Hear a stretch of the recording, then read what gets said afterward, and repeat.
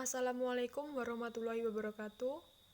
Perkenalkan, nama saya Devi Fatmawati dari Tadris IPA A dengan NIM 207190013.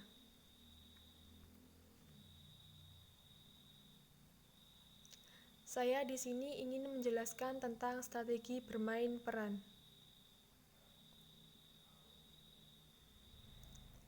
Menurut Fatmawati, bermain peran atau role playing merupakan suatu model pembelajaran yang meminta peserta didik untuk melaksanakan suatu peran sesuai dengan skenario yang telah disusun.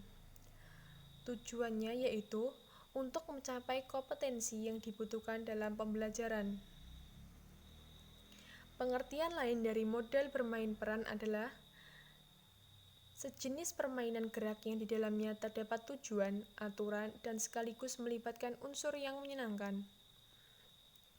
Jadi, dengan kata lain, bermain peran adalah metode mengajar yang dalam pelaksanaannya peserta didik mendapat tugas dari guru atau pendidik untuk mendramatisasikan suatu situasi sosial yang mengandung suatu problem atau masalah agar peserta didik dapat memecahkan suatu masalah yang muncul dari suatu situasi sosial tersebut.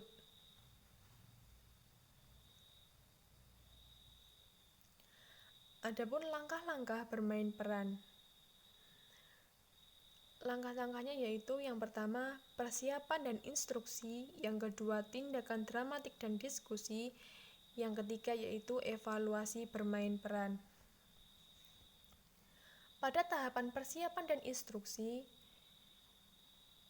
pertama-tama guru menjelaskan tentang situasi keseluruhan meliputi deskripsi tentang keadaan peristiwa, individu-individu yang dilibatkan, dan posisi-posisi dasar yang diambil oleh pelaku khusus. Guru juga menjelaskan tentang latar belakang dan karakter dasar melalui tulisan atau penjelasan secara lisan. Peserta didik atau pemeran dipilih secara sukarela serta siswa diberikan kebebasan untuk memilih peran. Guru juga akan membagi menjadi beberapa kelompok.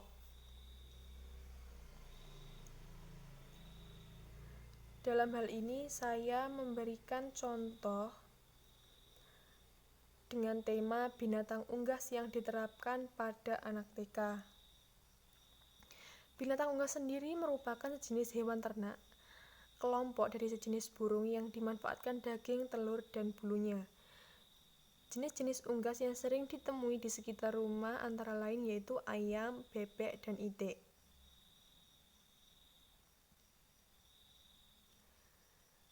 Dalam hal ini saya akan membagi menjadi 3 kelompok, yaitu kelompok peternak, kelompok penjual, dan kelompok pembeli.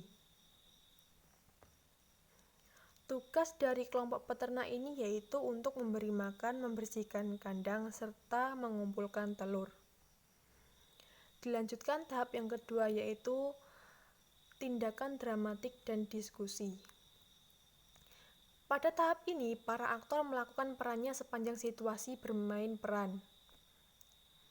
Dalam bermain peran harus berhenti pada titik-titik penting atau apabila terdapat tingkah laku tertentu yang menuntut dihentikannya permainan tersebut. Jadi, naskah drama contoh dari saya yaitu para peternak akan mengumpulkan telur-telur mereka. Kemudian, siswa yang bertugas sebagai penjual akan membeli hasil ternak dari peternak tersebut untuk dijual kembali.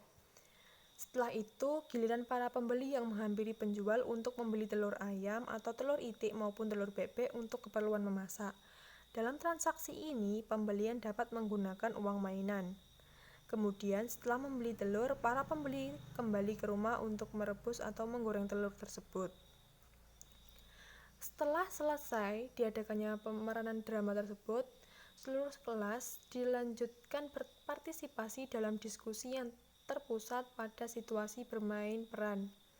Masing-masing kelompok diberi kesempatan oleh guru untuk menyampaikan hasil observasi dan reaksi-reaksi mereka setelah melakukan bermain peran tersebut.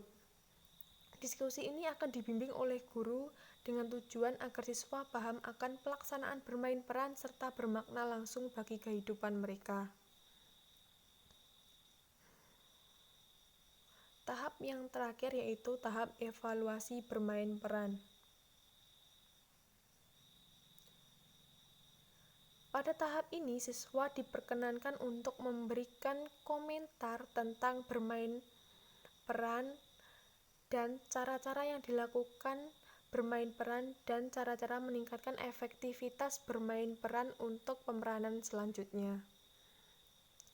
Siswa diharapkan juga mampu untuk memberikan keterangan secara tertulis dalam kegiatan diskusi dalam keberhasilan bermain peran tersebut.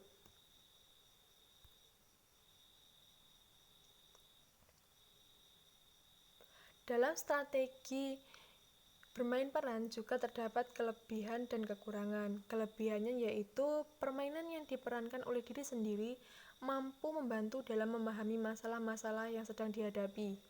Yang kedua, bagi peserta yang memainkan peran sebagai orang lain, maka peserta tersebut dapat menempatkan dirinya sendiri seperti watak dari karakter yang dimainkan itu. Seperti contoh, seorang penjual. Maka siswa tersebut akan meniru atau mencontoh bagaimana sih watak dan karakter dari seorang penjual itu, atau mereka memerankan seorang peternak, bagaimana sih watak dan karakter para peternak itu. Dan yang ketiga yaitu kerjasama antar pemain dapat ditumbuhkan dan dibina dengan sebaik-baiknya untuk mendidik siswa dalam menghargai karya atau hasil belajar siswa. Dan yang keempat yaitu mampu merasakan perasaan yang dialami oleh orang lain, sehingga melalui kegiatan bermain peran ini dapat menumbuhkan empati. Adapun kekurangan dalam metode bermain peran. Yang pertama yaitu terdapat siswa yang tidak menguasai metode bermain peran dalam setiap sesi yang diadakan dalam pelatihan, maka akan menjadikan metode bermain peran ini menjadi tidak berhasil. Yang kedua, banyak memakan waktu, baik itu waktu persiapan dalam rangka pemahaman isi bahan pelajaran maupun pada pelaksanaan pertunjukan. Yang ketiga, memerlukan tempat yang cukup luas. Jika tempatnya sempit, maka akan menyebabkan gerak pemain kurang bebas. Dan yang keempat itu kelas lain sering terganggu oleh suara pemain dan para penonton yang kadang-kadang bertepuk tangan dengan ricuh dan lain sebagainya. Terima kasih telah menonton penjelasan dari saya. Ada kurang lebihnya, mohon maaf. Wassalamualaikum warahmatullahi wabarakatuh.